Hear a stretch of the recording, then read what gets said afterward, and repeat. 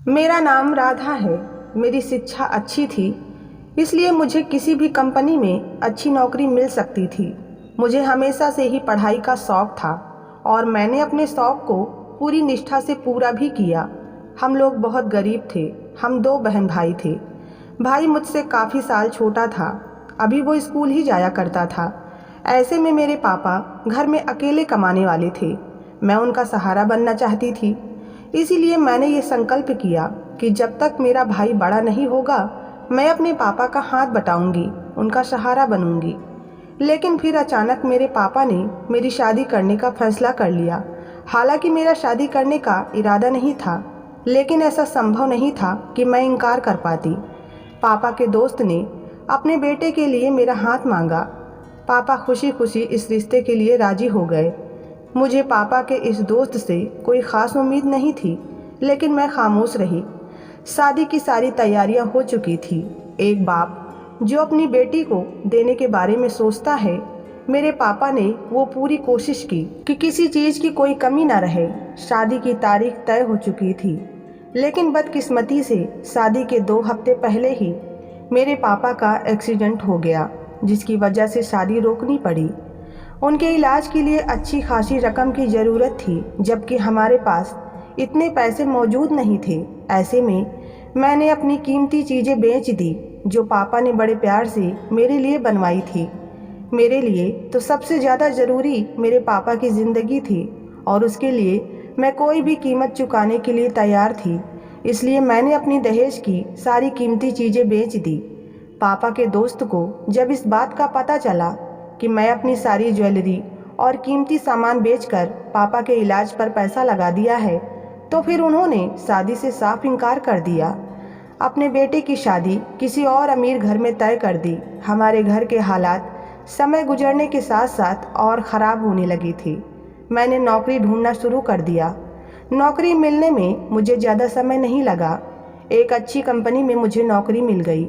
अच्छी सैलरी मिलती थी, जिससे हमारे घर के खर्चे पूरे हो जाते। पापा का इलाज भी चल रहा था। मैं 1 साल से नौकरी कर रही थी। कभी मेरे काम में कोई गलती नहीं हुई।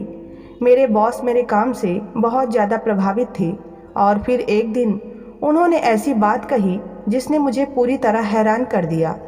मेरे बॉस ने मुझे शादी का ऑफ़र दिया। साथ में यह भी कहा कि मैं तुम्हारे पापा की और तुम्हारे पूरे घर की जिम्मेदारी उठाने के लिए तैयार हूँ। यह सारी बात सुनते ही मैं तो फौरन मान गई। मुझे भला और क्या चाहिए था, और शादी के लिए हाँ कर दी।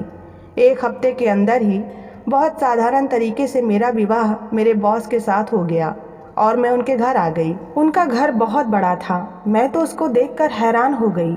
मैंने कभी नहीं सोचा था कि इतने बड़े घर में मेरी शादी हो सकती है। मेरा पति मेरा बहुत ध्यान रखता था। मेरे साथ साथ मेरे घर वालों की भी बहुत चिंता करता था। मेरे पापा का अच्छे अस्पताल में इलाज चलने लगा, जिससे उम्मीद की किरण नज़र आ रही थी कि मेरे पापा जल्दी स्वस्थ हो जाएंगे। मेरे पति ने आज तक मुझ पर कभी एहसान नहीं जताया था कि मैं तुम्हारे घर का खर्चा उठा रहा हूँ। मैंने अपने पति के जैसा अच्छा इंसान अपनी पूरी ज़िंदगी में नहीं देखा था। अपने सगे खून के रिश्ते भी बदल जाते हैं और मुश्किल समय में साथ छोड़ देते हैं, लेकिन मेरे पति तो बहुत अच्छे थे। वे मेरे पापा की पूरी जिम्मेदारी उठाए हुए थे। ऐसे में मुझे मेरा पति किसी फरिश्ते से कम नहीं लगता था। मैं भी दिल से अपने पति का बहुत सम्मान करती थी।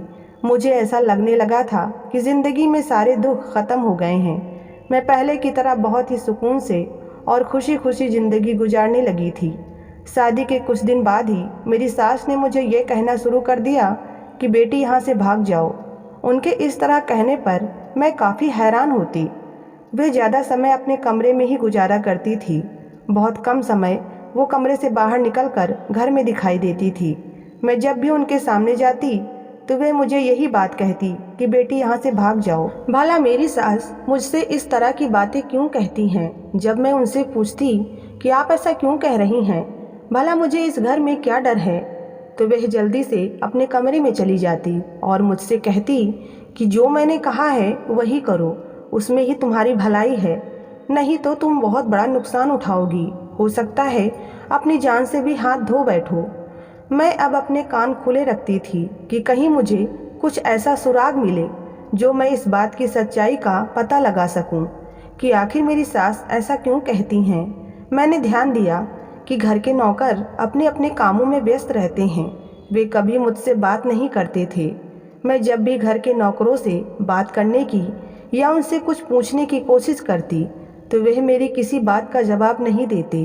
इन सारी बातों में एक और बात जो मुझे हैरान कर देने वाली थी वो ये थी कि मेरा पति जो मुझसे बहुत मोहब्बत करता था लेकिन अपनी माँ से बहुत दूर था, वह कभी भी ऑफिस से आकर अपनी माँ से मिलने उनके कमरे में नहीं जाता था और ना ही कभी उसने अपनी माँ का जिक्र मेरे सामने किया था। ऐसा लगता था जैसे वह जानता ही नहीं कि इस घर में उसकी माँ भी मौजूद है। ना ही वो दोनों कभी आपस में मिलकर बैठे थे, ना ही आपस में कोई बात करते थे। यहाँ तक कि मेरी सास खाना भी अपने कमरे में ही खाती थी। ऐसा कैसे मुमकिन था कि एक घर में सिर्फ 2 लोग मौजूद हैं और वो दोनों भी एक दूसरे से इतनी दूर हैं। ये बात काफ़ी हैरान करने वाली थी। कोई बेटा अपनी माँ के साथ इतनी बेरुखी से कैसे पेश आ सकता है, और वो भी मेरे पति जैसा इंसान जिसके अंदर इतनी इंसानियत मौजूद थी, जो मेरी माता पिता का इतना ध्यान रखता था। मैंने अपने पति से कोई बात नहीं की थी। मुझे डर था कि कहीं उसे मेरी कोई बात बुरी न लग जाए और वो मुझसे नाराज़ न हो जाए, जबकि मैं उन्हें बिल्कुल भी नाराज़ नहीं करना चाहती थी। उसके मुझ पर और मेरे घर वालों पर बहुत एहसान थे। कुछ दिनों बाद मेरे कमरे से कीमती चीज़ें गायब होने लगी थी। अब तो मुझे ऐसा लगने लगा था कि शायद इस घर में सच में कुछ अनहोनी घटनाएं होती हैं। शायद इसी वजह से मेरी सास मुझे ये कहती हैं कि तुम इस घर से भाग जाओ। अब मुझे डर लगने लगा था कि इस घर में कुछ तो गड़बड़ थी। मेरे दिमाग में एकदम ख्याल आया, क्या इस घर में किसी भूत का साया तो नहीं? क्योंकि ऐसा कैसे मुमकिन था कि बिना किसी दूसरे व्यक्ति के गए मेरी चीज़ें मेरे कमरे से गायब हो जाती थी, जबकि अपने कमरे की सफाई मैं खुद करती थी और कोई नौकर मेरे कमरे में मेरी बिना इजाज़त के नहीं जाता था। मैंने अपने पति से बात करने का फ़ैसला कर लिया और उसके आने का इंतज़ार करने लगी। पति के आते ही मैंने मौका देखकर यह बात उनसे की और सारी बात बताई कि किस तरह तुम्हारी माँ कुछ दिनों से मुझसे ऐसी बातें कर रही हैं, और सामान गायब होने की भी बात बताई। आखिर इन सब बातों के पीछे क्या कारण है? लेकिन मेरे पति का कहना था कि इस समय मैं बहुत थका हुआ हूँ, इसलिए अभी इस बारे में कोई बात मत करना। ये कहकर वो सोने के लिए लेट गए। सुबह जब मैं उठी तो मेरी सास पूरे घर में कहीं मौजूद नहीं थी। मैंने नौकरों से पूछा तो उन्होंने भी कह दिया कि बड़ी मालकिन तो घर पर ही नहीं है। मैं बहुत हैरान हूँ कि आखिर वो कहाँ चली गईं। शाम को जब केशव ऑफिस से घर लौटे तो मैंने उनसे पूछा कि आखिर तुम्हारी मम्मी कहाँ चली गईं, तो उन्होंने कहा कि वो अपने किसी रिश्तेदार के घर चली गई हैं और कुछ दिन वहीं रहेंगी। मैं इस बात पर हैरान थी कि वो इस तरह अचानक कैसे अपने किसी रिश्तेदार के घर चली गई। आज से पहले तो वो कभी नहीं जाती थी। मुझे कुछ ठीक नहीं लग रहा था। मुझे दाल में कुछ काला लगने लगा। अब मैं अपने पति के जाने का इंतजार करने लगी। अगले दिन अपने पति के जाते ही अपने सास के कमरे में चली गई और जाकर उस कमरे की तलाशी ली, लेकिन जैसे ही बेड की चादर हटाई तो मेरी जान निकल गई।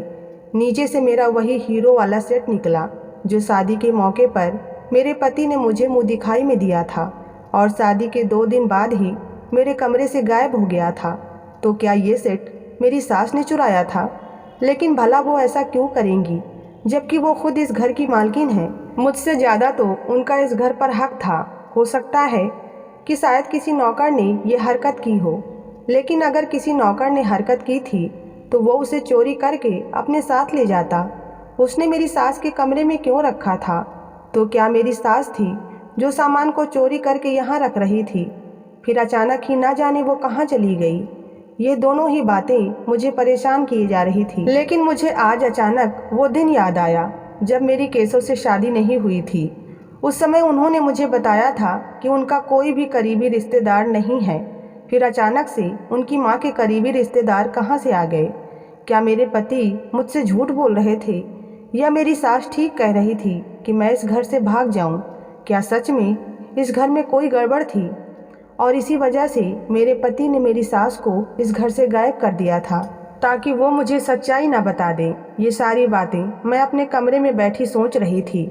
अब अपने पति के आने का इंतज़ार था। शाम को जब केशव घर आए तो मैंने वो सारा सामान उनके सामने रख दिया और कहा कि अब तो सच्चाई बता दे, वरना मैं पागल हो जाऊंगी। फिर मेरे पति ने मुझे पूरा सच बताया कि इस घर में जो औरत मौजूद थी वो मेरी माँ नहीं थी, बल्कि वो मेरे पापा की दूसरी पत्नी थी। मेरी असली माँ तो मुझे जन्म देते समय ही मर गई थी। यह औरत मेरे पापा के ऑफिस में काम करती थी और मेरे पापा की एक मामूली सी सेक्रेटरी थी, जिसने दौलत की खातिर लालच में आकर मेरे पापा से शादी की थी। जब मेरी माँ मर गई तो मेरे पापा को भी लगने लगा था कि इस घर में एक औरत की ज़रूरत है जो छोटे बच्चे का ख्याल रख सके। छोटे बच्चों को माँ की ज़रूरत है। उस समय मैं 7 साल का था, छोटा था, लेकिन सब समझता था। मुझे वो औरत अब बुरी लगने लगी थी जो मेरे बाप के बारे में ऐसा सोचती थी। कहती कि मैं कहाँ इस बूढ़े से शादी करके फंस गई हूँ। मेरे बाप के पैसों पर ऐश करती थी, पर मेरे बाप को ही बुरा कहती थी। मैं अपने पापा के बहुत करीब था, लेकिन दौलत हासिल करने के लालच में मेरी माँ ने मुझे मेरे पापा से दूर कर दिया। इस घर से कीमती सामान चुरा कर ले जाया करती और अपने रिश्तेदारों के घर पहुँचा देती और मेरे पापा के सामने कहती कि तुम्हारे बेटे केशव को गलत लत लग गई है। वो घर का कीमती सामान ले जाकर बेच देता है और बाहर अयासियाँ करता है। मेरे पापा ने भी उस समय उसे पूरा हक दे रखा था कि वो जो चाहे कर सकती है।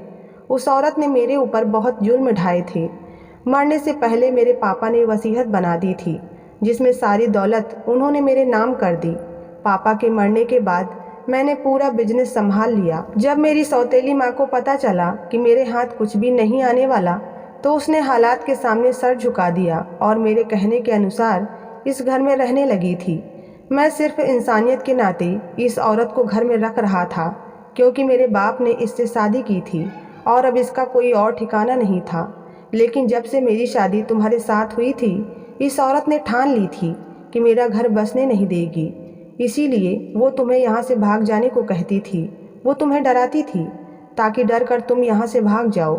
तुम्हें लगे कि इस घर में कोई भूतिया साया है।